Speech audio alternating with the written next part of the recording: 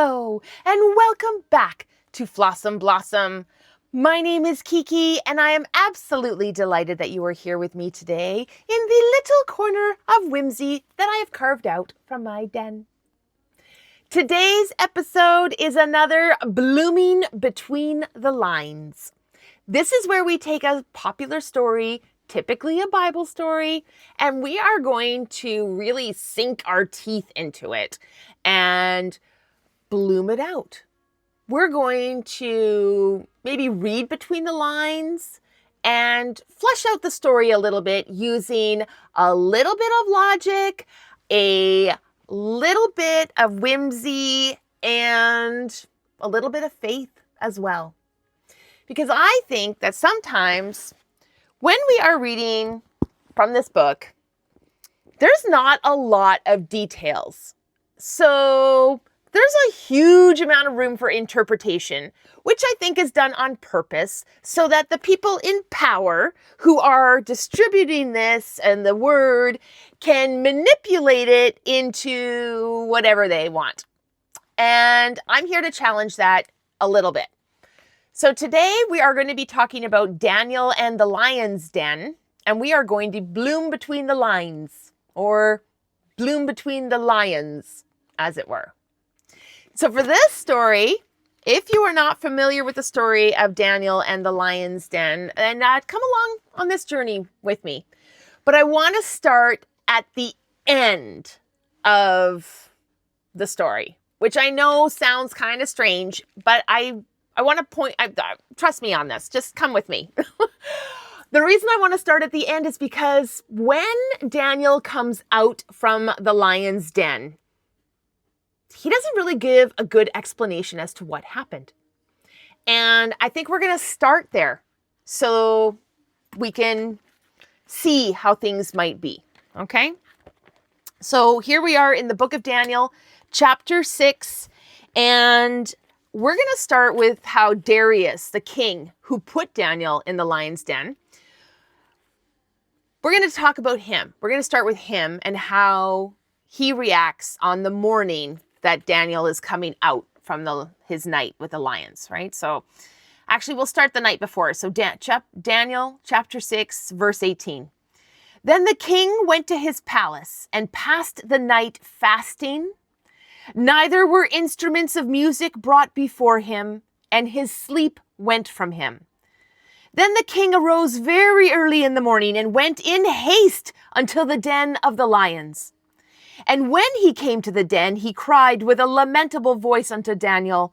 And the king spake and said to Daniel, O Daniel, servant of the living God, is thy God, whom you servest continually, able to deliver thee from the lions? Verse 21. And then Daniel said unto the king, O king, live forever. Pause. I mean, really, live forever? These kings. Every king in the book of Daniel, that's how they greet them. It doesn't matter. Darius is just one of many. But that's how they start by addressing the king. O king, may you live forever. P.S. What do we know about that? That is a curse from ancient Greek. Live forever. That is a curse. So anyway, first thing he does is curse the king. But Darius doesn't hear it as a curse. He hears it as ego, feed my ego. Yes, I'm going to live forever. Anyway, Daniel continues, verse 22. My God hath sent his angel and hath shut the mouths of the lions, that they have not hurt me. For as much as before him innocency was found in me, and also before thee, O king, I have done no hurt. So basically, Darius, he spends all night up in his room pacing the floor. He can't eat, he can't sleep, he can't have his musicians come and soothe him. And also, Darius likes his parties. We know about that. And he likes his music, and he likes his meat, and he likes his wine. And the fact that he's sick with grief about having to put Daniel in the lion's den, he's up all night with this. He's just beside himself. And first light, He comes running out of his palace, runs to the den, like he's probably in his pajamas, like bare feet, and he calls out, Daniel, Daniel, did your God save you?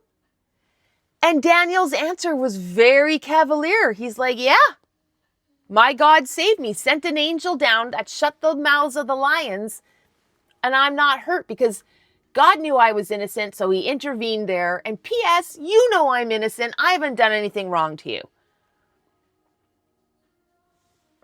Sent an angel down and shut the mouths of the lions.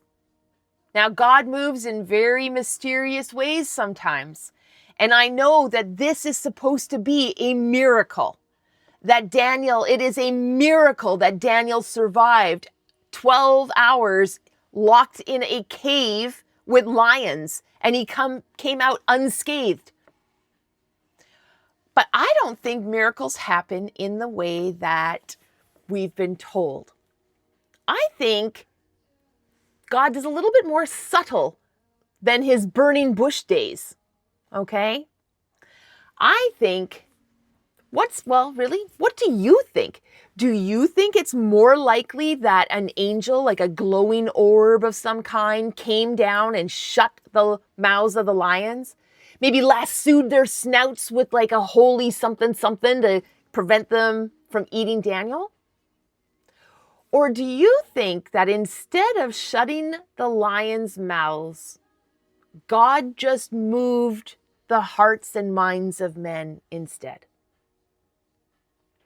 I'm going with that option because as much as I do have faith, I think part of my faith is in other human beings and not just hoping and praying that some sort of angelic force is going to come and intervene. Maybe the angelic force is the Holy Spirit moving people to do the right thing.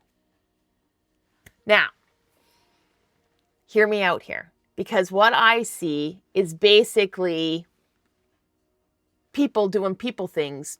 And Daniel can't rat out the people that helped him because if he did, they're going to be punished for helping. So instead, he's just like, yeah, God came and, the lions' mouths were shut and I'm fine. Now, to understand how Daniel got thrown into the lion's den, we actually have to go in that way, way back machine. And we have to find out, how did Daniel end up in Babylon in the first place, considering he's from Judah? Great question. Glad you asked. Here we go. Way back in the way back when Daniel was a young-ish teenager. All right, so way back in the way back, Daniel was a kid growing up in Judah when all of a sudden King Nebuchadnezzar from Persia came marching on through and took over the land of Judah, conquered it, right? War. And what happens next is quite clever on King Nebuchadnezzar's, it's very clever of him. What he does is he sent out a decree to all of his top soldiers, like all of his top advisors who are boots on the ground in Judah, and says, go to the kings and the princes and the learned men and the clergy and the clerks and bring me their unblemished, bring me their good-looking sons who have a mind to languages and science. We're going to educate them in the palace for 3 years. Tell them we're going to provide room and board, education. We're going to give them a kingly share of meat and wine. And at the end of 3 years, we're going to inspect all the students and we're going to pick the best of the best. And guess what? This happens to Daniel and 3 of his buddies, right? So Daniel might not have been the son of a prince, but he was probably palace adjacent in Judah. Because as it was described, Daniel was the very smartest out of the bunch. And he was at the tippity top of his class. He probably had a really good mind for languages, could probably speak a few languages. He could probably write a few languages. He's exactly who they're looking for. So him and 3 of his friends were plucked out of Judah, brought to Babylon, and set up in the palace. The first thing they're going to do is give them Persian clothing. And you're not going to refuse this clothing because otherwise you're naked. The second thing they do is they give these boys new Babylonian names. And Daniel is like, that's not my name. They call me Bel. They call me Sheza. They call me Belshazzar. That's not my name. That's not my name. And whether or not he just quietly doesn't respond to that name, because you know what? If someone started yelling Heather at me, I probably wouldn't be answering either. But if you say Kiki, yes, you're going to get my attention. Maybe he didn't realize he was being assigned a whole new name, but he just wasn't answering to it. That's the first little minor pushback into the assimilation. The second thing that happened was when he's brought into the palace, the guards say, well, here's your kingly share of meat and wine. And Daniel and his friends look at it and they're like, we don't eat that. We can't eat that. We will not eat that. What do you think it was? Pork, obviously. Daniel and his companions are Hebrews, like they're Jews, and that's against Judaism. You do not eat the flesh of pig. So he refuses this and basically says, we will not eat that. And the guards get a little wiggy because they know who their king is. They know it's a bit of a tyrant. And what they suspect is probably true. That if these boys refuse to eat the food, then they're going to get sickly, they're going to die, and the guards are going to be blamed. And the guards don't want that. So they're like, you must eat this. And Daniel proposes something. He says, look, I'll tell you what. We can't eat that. But if you give us hummus and bread and vegetables, if you feed us a vegetarian diet, we'll be just fine. Test us out. Come back in 10 days. Give us our meals like this for 10 days, like I'm asking you. And if at the end of 10 days, you think that we're sickly, that we're not able to do our jobs, we're not able to learn and do this, then we'll talk about it. And the guards are like, okay, but you better not be messing with us and you better not die. You better not get sick because we're going to get blamed. And they're fine. Of course they're fine because there is nothing wrong with a balanced vegetarian or vegan diet. Nothing wrong for the human body as long as it is balanced. And it sounded like Daniel was asking for specifics because he says, feed us pulses. So he already knows he's going to be getting his protein intake from the pulses, like the beans, the garbanzo beans, chickpeas, and various other vegetables. And it doesn't say he's refusing dairy, right? So he might still have some essential fats from that kind of thing. He might have some cheeses and things like that. Maybe goat's milk, But the thing he's not consuming is pork. Anyway, all right. So that's a quiet rebellion there because he remains true to his Judaism there. Also, I would argue that keeping your name is a huge part about keeping your identity and who you are as a person. So he refuses his new name, he refuses this new diet, and he basically says, okay, listen, I know I'm in this system and I will do the best I can in this system, but I am not going to be amalgamated by this system. I will not become the system. I will just simply work within the system. And at the end of the 3 years, he and his buddies are brought before King Nebuchadnezzar, and the king recognizes that these boys are really smart, like they are the best. And Daniel is the tippity top of the best. And he lives his life in the palace like this for decades. Not just a few years, not just one king, multiple kings, multiple decades. And the whole time he's just getting elevated and elevated and elevated because he's so good at his job. He's really good at the administratia, and he has become a really important advisor within the palace. So important that by the time there's another regime change and Darius the Mede comes into play, Daniel has been in that palace for over 35 years and is almost second to the king. In fact, he's so close to the king, and we already know the king refers to him as Daniel, so we know that that Babylonian name didn't stick and that no one really minded that. Darius has come to rely so very heavily on Daniel that he invites, Darius invites 120 of his top princes and his, the top people that are managing his entire Meso-Persian Empire, which is like absolutely enormous at this point. He brings 120 of them in to have this big party to make this announcement that these 120 are going to be in charge of all these different areas, and they're going to report to Daniel, who will then report to Darius. Well, this did not sit well with the princes of Persian politics. And the reason is twofold. One, Daniel is a Jew, and he's always been a Jew. And everyone knows this because we cannot separate some of this behavior from the character of who this person is. Describing Daniel, he's an early riser. He prays 3 times a day. When he eats his Smarties, he eats the red ones last. It's who he is. He's also incorruptible because he's not at the palace for power and position. He's at the palace executing policies and procedures. And it seems that he's so much more concerned about the people and the realm than he is about obtaining power.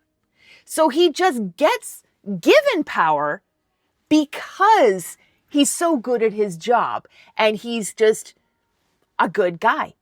Integrity is impeccable here. And the princes of Persian politics, they can't stand this because it is inconceivable to them that someone is not out for the ultimate position of power.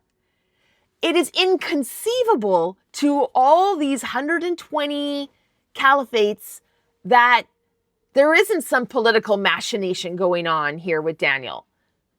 So a few of them get really, really butthurt over this, and they decide to try and compromise him. But as they have learned over the years, he's incorruptible. So the only thing they can do is get him with policy. And they find an opportunity to do this. So Darius is in the court. He's signing all these kingly decrees that he has to sign, prisoner release over here, prisoner execution over there, all this kind of stuff. He's getting a little bit bored maybe with the monotony and the minutiae of the administratia portion of ruling. And some of the advisors come up with this thing and they say, hey, we have an idea. Since you're kind of new here, you haven't been ruling for very long, I think now's a good time to implement a 30-day, you can only pray to the king Darius, policy. Let's do that. Let's just send out a decree that says for 30 days, no one can pray to any god except you, Darius. Anybody entreating a god or trying to ask for something from any other place, nope, it should be punishable by throwing them into the lion's den. And you know what? Darius thinks this is a great idea because of 2 huge reasons. Number 1, first off, his ego. His ego is enormous. So 30 days of praying to me sounds great, he thinks. Second, it's a loyalty test. He is recently new to this power, and this is a great way to find out who's towing the party line and who needs to party with the lions. So for him, this seemed like a no-brainer. And right before he's about to sign it, a couple of the advisors are like, hey, just so you know, once you sign this and the decree is real and there'll be 30 days of only praying to you, only entreating you for favors, you can't go backseas on this. Once you sign it, C'est fait accompli. It is the way it is. You cannot go back on this. And Darius, as he's signing, he's like, I know that. You don't have to tell me that. I know that. No backsies. No problem. And then the princes celebrate. Before the ink is even dry, they're like, yes! Daniel's going to the lion's den. Daniel's going to the lion's den. And Darius is like, what? And they're like, oh, wait, sorry. Did we just jig that out loud? Sorry. Let's just wait and see. And then the penny drops for Darius. Because in those moments when he was entertaining his ego and the loyalty check, he forgot that his BFF in the court, Daniel, is the guy that prays 3 times a day. He forgot that that's who Daniel is.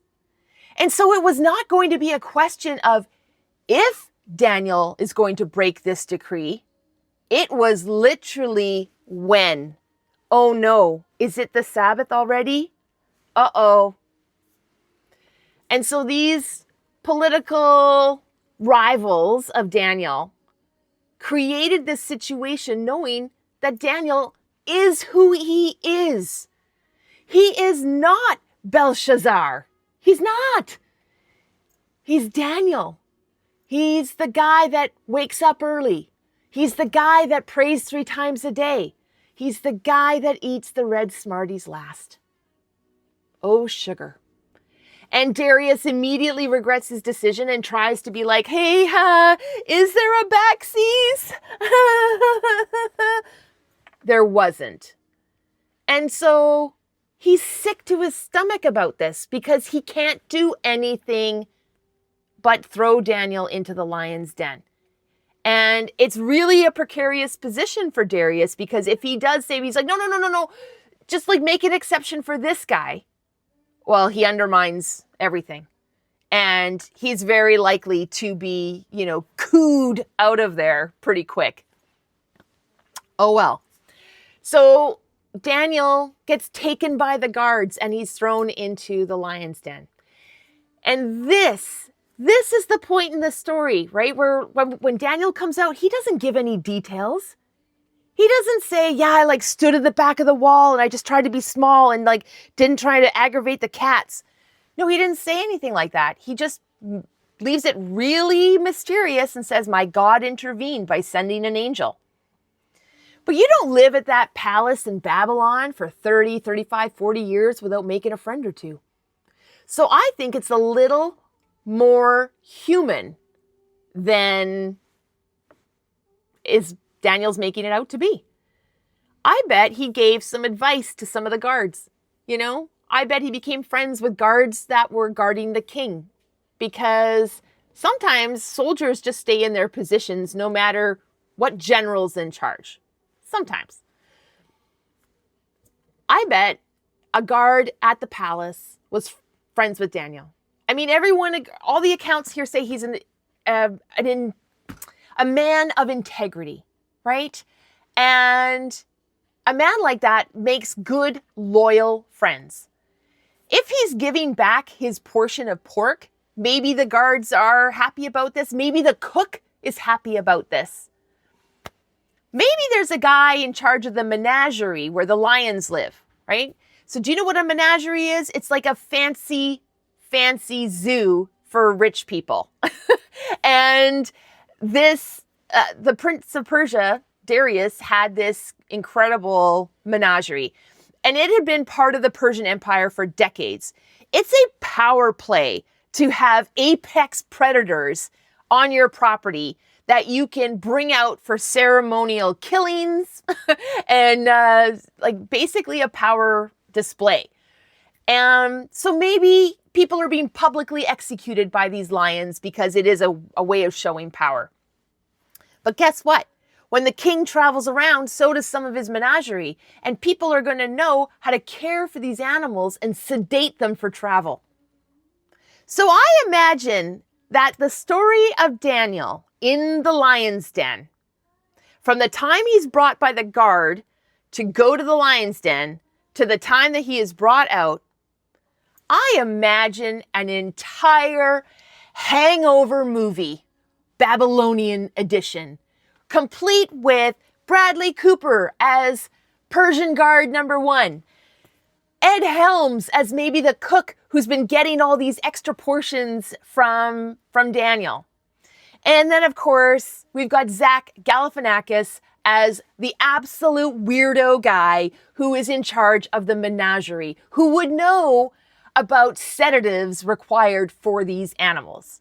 And let's not hang up on the fact that, this guy in the menagerie would much rather be part of a wolf pack, but just lions happen to be in fashion at the time. But I imagine a very do-do-doodly-do-do-do-do absolute gong show circus kind of deal about how these 3 men got together to save their friend Daniel from being eaten by lions.